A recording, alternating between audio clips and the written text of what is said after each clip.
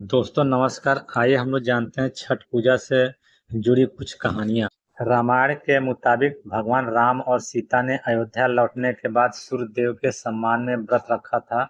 यह व्रत डूबते सूरज के साथ वाल्मीकि रामायण के मुताबिक माता सीता ने पहली बार छठ पूजा की थी। विदुर ऋषि ने भगवान राम और सीता को छठ पूजा का महत्व बताया था। महाभारत के मुताबिक सूर्यपुत्र कर्ण ने सबसे पहले सूर्यदेव की पूजा की थी। कर्ण भगवान सूर्य के परम भक्त थे। एक कथा के मुताबिक राजा प्रियव्रत को कोई संतान नहीं थी, तब उन्होंने महर्षि कश्यप से सलाह ली। महर्षि कश्यप ने उन्हें ज्ञान देने की सलाह दी।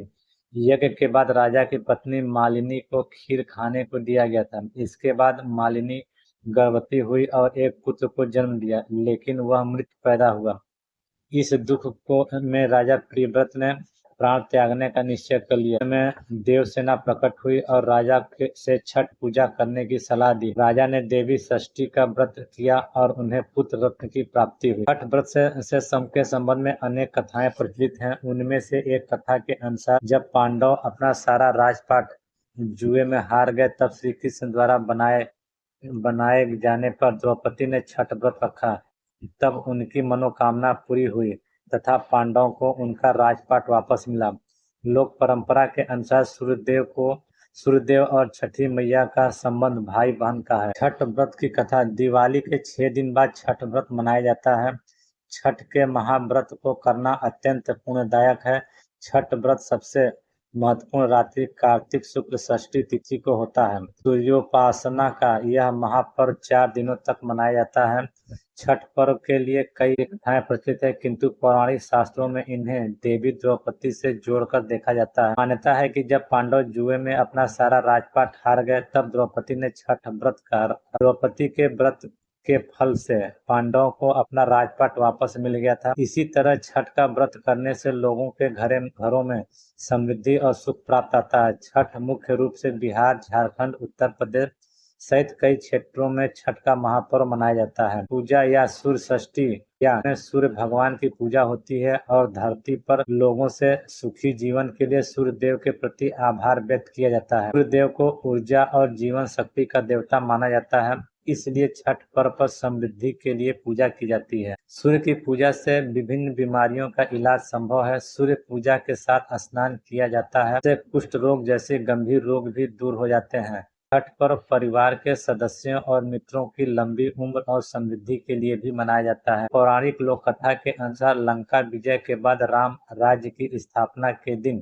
कार्तिक शुक्ल षष्ठी को भगवान राम और माता सीता ने उपवास किया और सूर्यदेव की आराधना की। अष्टमी को सूर्यदेव के समय पुनः अनुष्ठान कर सूर्यदेव से आशीर्वाद प्राप्त किया था।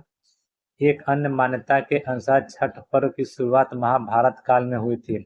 सबसे पहले सूर्यपुत्र कर्ण ने सूर्यदेव की पूजा शुरू की। कर्ण भगवान सूर्य का परम भक्त था। वह प्रतिदिन घंटों कमर तक पानी में खड़े होकर सूर्य को अर्घ देता था। सूर्य की कृपा से ही वह महान योद्धा बना था। आज भी छठ में अर्घ दान की यही पद्धति प्रचलित। कुछ कथाओं में पांडवों की पत्नी द्रौपदी द्वारा भी सूर्यदेव की पूजा करने का अवलोकन है। वे अपने परिजनों के उत्तम स्वास्थ्य की कामना और लंबी उम्र के लिए नियमित सूर्य पूजा।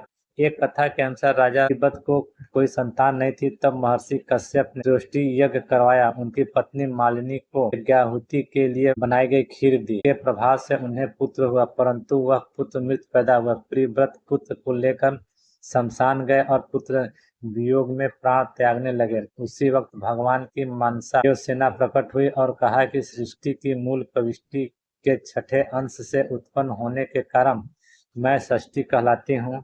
राजन, तुम मेरा पूजा करो तथा और लोगों को भी प्रेरित करो।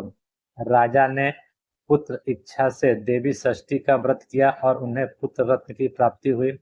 यह पूजा कार्तिक शुक्ल षष्ठी को मनाया जाता है। मूलतः सूर्य षष्ठी व्रत होने के कारण इसे छठ कहा गया है। यह पर्व वर्ष में 2 बार मनाया जाता है, पहली बार चैत्र में और दूसरी बार कार्तिक। चैत्र शुक्ल पक्ष मनाए जाने वाले छठ पर्व की चैत्री छठ का व कार्तिक शुक्ल पक्ष की षष्ठी पर मनाए जाने वाले पर्व को कार्तिक छठ कहा जाता है। पारिवारिक सुख समृद्धि तथा मनोकामना फल प्राप्ति के लिए यह पर्व मनाया जाता है। इस पर्व को स्त्री और पुरुष समान रूप से मनाते हैं। छठ पूजा 4 दिवसीय उत्सव है। इसकी शुरुआत कार्तिक शुक्ल चतुर्थी को तथा समाप्ति कार्तिक शुक्ल षष्ठमी को होती है। इस दौरान व्रतधारी लगातार 36 घंटे तक व्रत रखते हैं और इस दौरान वे पानी भी ग्रहण नहीं करते हैं। छठ पर्व बांस निर्मित सूप, टोकरी, मिट्टी के बर्तनों, गन्ने के रस, गुड़, चावल और गेहूं से निर्मित प्रसाद और सुमधुन लोक गीतों से युक्त होकर लोक जीवन की भरपूर मिठास का प्रसार किया जाता है। यह मुख्य रूप से पूर्वी भारत के बिहार, झारखंड, पूर्वी उत्तर प्रदेश और नेपाल के तराई क्षेत्रों में मनाया जाता है। षष्ठी को मनाए जाने वाले छठ पूजा सूर्य उपासना का अनुपम लोक पर्व है। व्रत की विधि। छठ देवी भगवान सूर्य की बहन है, जिनकी पूजा के लिए छठ मनाया जाता है। छठी मैया को प्रसन्न करने के लिए भगवान सूर्य की आराधना की जाती है। छठी मैया का ध्यान करते हुए लोग माँ गंगा, यमुना या किसी अन्य नदी के किनारे इस पूजा को मनाते हैं। इसमें सूर्य की पूजा अनिवार्य है, साथ ही किसी नदी में स्नान करना भी उचित होता है। इस पर्व में पहले दिन घर की सफाई की जाती है। छठ पर्व पर गाँव में अधिक सफाई होने को मिलती है। छठ के 4 दिन तक शुद्ध शाकाहारी भोजन किया जाता है। दूसरे दिन खरना का कार्यक्रम होता है। तीसरे दिन भगवान सूर्य को संध्या अर्घ दिया जाता है और चौथे दिन भक्त उदितमान सूर्य को उषा अर्घ देते हैं। छठ के दिन अगर कोई व्यक्ति व्रत करता है तो वह अत्यंत शुभ और मंगलकारी होता है। पूरे भक्ति भाव और विधि विधान से छठ व्रत करने वाला व्यक्ति सुखी और साधन संपन्न होता है। साथ ही निसंतानों को संतान की प्राप्ति होती है। छठ व्रत का अनुष्ठान विधि। छठ व्रत के दिन सूर्योदय में उठना चाहिए। व्यक्ति को अपने घर के पास एक झील, तालाब या नदी में स्नान करना चाहिए।